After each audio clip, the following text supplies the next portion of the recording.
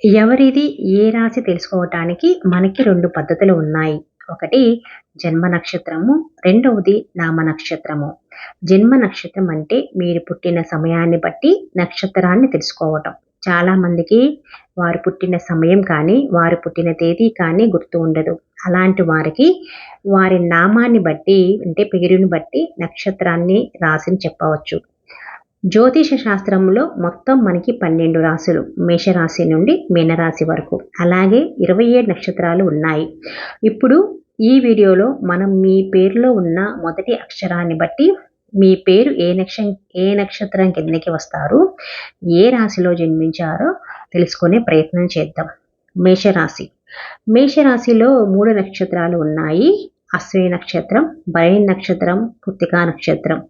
మీ పేరులో మొదటి అక్షరం కనుక చూ, చే, చో, లా అంటే ఉదాహరణకు చేతన్, లక్ష్మణ్, చెర్రి, చూడామణి ఈ అక్షరాల్లో ఏదో ఒక అక్షరం కనుక మీ పేరు మొదట్లో ఉంటే మీరు అశ్విని నక్షత్రం మేషరాశిలోకి ఉన్నట్టు. రెండవది భరణి నక్షత్రం. లీ, ను, లే, లో ఉదాహరణకు లీలాకృష్ణ, లోకేషు అన్నమాట. ఈ 4 అక్షరాల్లో ఏదో ఒక అక్షరం కనుక మీ పేరు స్టార్టింగ్లో ఉన్నట్లయితే మీరు భరణి నక్షత్రంలో మేషరాశిలో జన్మించినట్లు. అదే మీ పేరులో ఉన్న మొదటి అక్షరం కనుక ఆతో మొదలైతే మటుకు ఉదాహరణకు ఆది, ఆనంద్, మీరు కృత్తికా నక్షత్రం మేషరాశిలో జన్మించినట్లు. రెండవ రాశి వృషభ రాశి. ఈ వృషభ రాశిలో కృత్తికా నక్షత్రం 2, 3, 4 పాదాలు, రోహిణి నక్షత్రము, మృగశిర నక్షత్రం ఉంటాయి. మీ పేరులోని మొదటి అక్షరం కనుక ఈ, ఊ, యా ఉంటే ఉదాహరణకు ఊర్వశి, ఎల్లయ్య, ఈశ్వర్ అన్నమాట. ఈ 3 అక్షరాల్లో ఏదో ఒక అక్షరం కనుక మీ పేరు స్టార్టింగ్లో ఉన్నట్లయితే మీరు కృత్తికా నక్షత్రం వృషభ రాశిలో జన్మించినట్లు.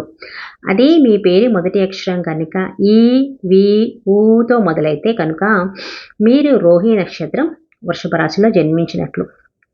అదే మీ పేరు మొదట్లో వే, ఓతో మొదలైతే మీరు మృగశిర నక్షత్రము వృషభ రాశిలోకి జన్మించినట్లు. మూడవ రాశి మిథున రాశి. ఈ మిథున రాశిలో మృగశిర నక్షత్రము, ఆరుద్ర నక్షత్రం, పునర్వసు నక్షత్రం ఉన్నాయి. మీ పేరులో మొదటి అక్షరం కనుక కా, కీతో మొదలైతే మీరు మృగశిర నక్షత్రం మిథున రాశిలో జన్మించినట్లు.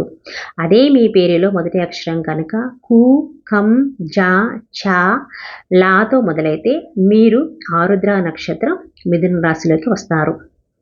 నాలుగవ రాశి కర్కాటక రాశి.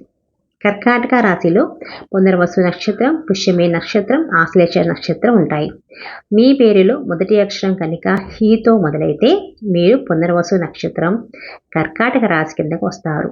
అదే మీ పేరులో స్టార్టింగ్ లెటర్ కనుక ఊ, రు, ఏ, డాతో మొదలైతే కనుక మీరు పుష్యమి నక్షత్రం కర్కాటక రాశి కిందకి వస్తారు.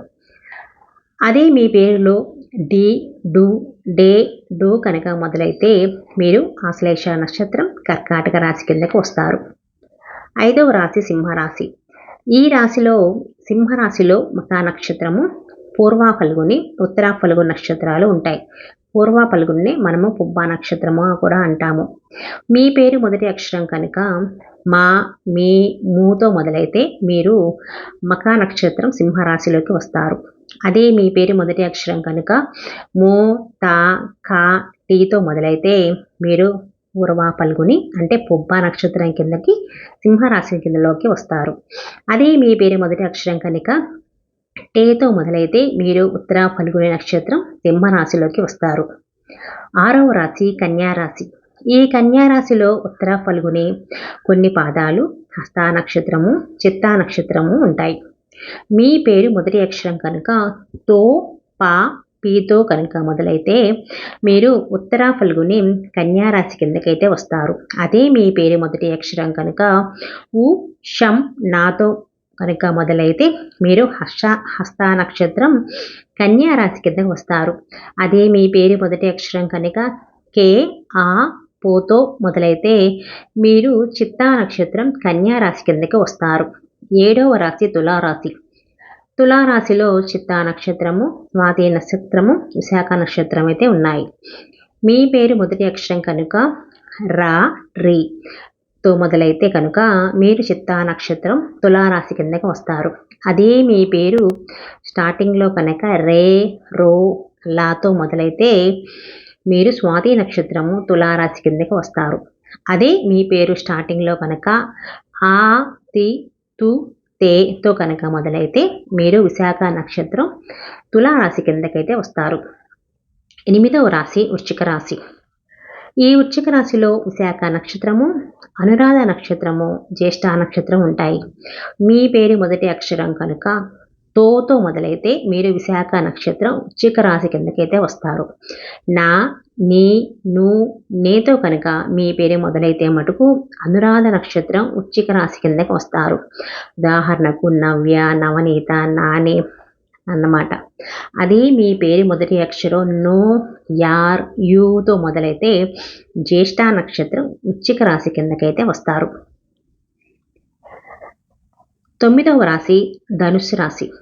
ఈ ధనుస్సు రాశిలో మూలా నక్షత్రము, పూర్వాషాఢ నక్షత్రము, ఉత్తరాషాఢ నక్షత్రం ఉంటాయి. మీ పేరు మొదటి అక్షరం కనుక ఏ, యా, బా, బితో మొదలైతే మటుకు మీరు ధనుసు రాశి కిందకి వస్తారు.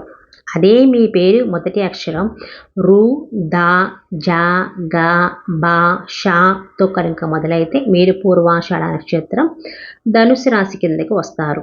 అదే మీ పేరు బేతో కనుక మొదలైతే మీరు ఉత్తరాషాఢ నక్షత్రం ధనుసు రాశి కిందకి వస్తారు. ఉదాహరణకు బేబీ అనమాట. 10వ రాశి మకర రాశి. మకర రాశిలో ఉత్తరాషాఢ నక్షత్రము, శ్రవణ నక్షత్రము, ధనిష్ఠా నక్షత్రం ఉంటాయి. మీ పేరు మొదట్లో కనుక బో, జా, జీ కనుక ఉంటే మీరు ఉత్తరాషాఢ నక్షత్రం మకర రాశి జన్మించినట్లు. అదే మీ పేరు స్టార్టింగ్ లెటర్ కనుక జూ, జే, జో, కాతో కనుక మొదలైతే మీరు శ్రవణ నక్షత్రం మకర రాశికి జన్మించినట్లు. ఉదాహరణకు జగన్నాథం, జోష్ణ అన్నమాట. మీ పేరు మొదటి పేరు ధా, గీతో కనుక మొదలైతే మీరు ధనిష్ఠా నక్షత్రం మకర రాశిలోకి జన్మించినట్లు. 11వ రాశి కుంభరాశి. కుంభరాశిలో ధనిష్ఠా నక్షత్రం, శతవిష నక్షత్రం, పూర్వభద్ర నక్షత్రం ఉంటాయి.